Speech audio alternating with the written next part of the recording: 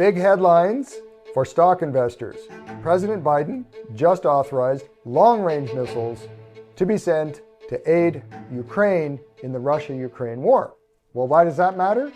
Because Russia just signed a bill that authorizes their army to use nuclear weapons to combat this new development coming out of the States. We're talking the potential of nuclear war here, folks.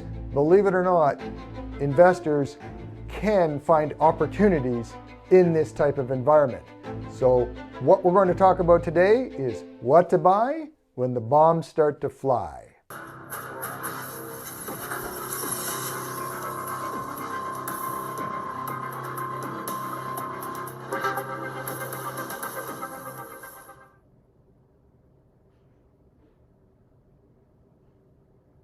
Let's talk about the defense sector and why I like it. We're going to look at what is probably the largest defense sector ETF on the market, and that is the iShares Defence and Aero ETF. The ticker is ITA, and it trades on the New York Stock Exchange. So let's get started by looking at the chart. Here we have a long base. So in technical analysis, when a sector trades sideways for a long period of time and then breaks out, which is what's happened at the beginning of 2024, that implies that something new is happening. Well, we know what the new thing is because we just talked about that.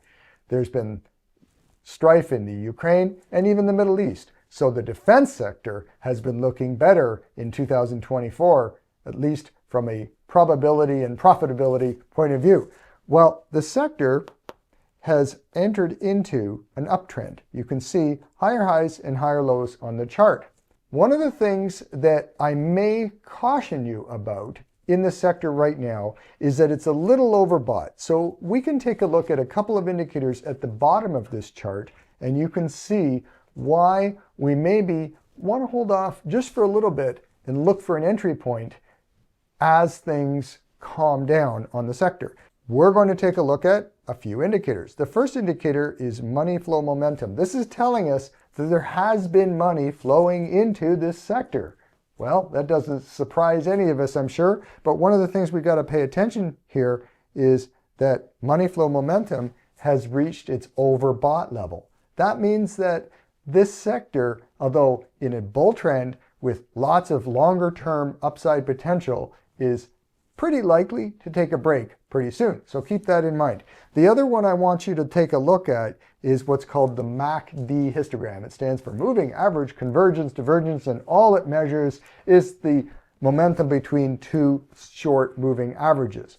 You don't need to know all the details. What you do need to know about is that when MACD is moving up, that's good. When MACD is moving down, that's bad. Well, it's moving up. Sometimes you will see on the MACD indicator that it rounds over, and that can signal the beginning of a correction.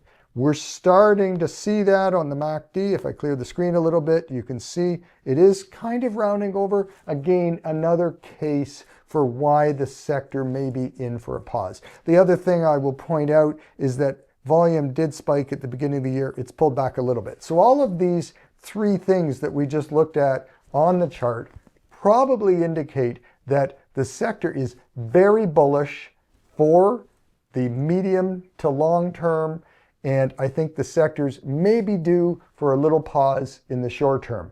Either way, when the bomb starts to fly, there's some stocks you can buy, and this ETF, I should say, is something we should pay attention to. Thanks for watching. If you want more information on Value Trend, go to our website at valuetrend.ca. I run a very popular blog. We've been running that blog for the better part of 25 years, and it's probably something that you might want to take a look at. It's much more detailed than I can be in these videos, and it presents lots and lots of charts with lots of great ideas, and it's free, and you don't even get peppered with commercials in it. So take a look at that site. Thanks for watching.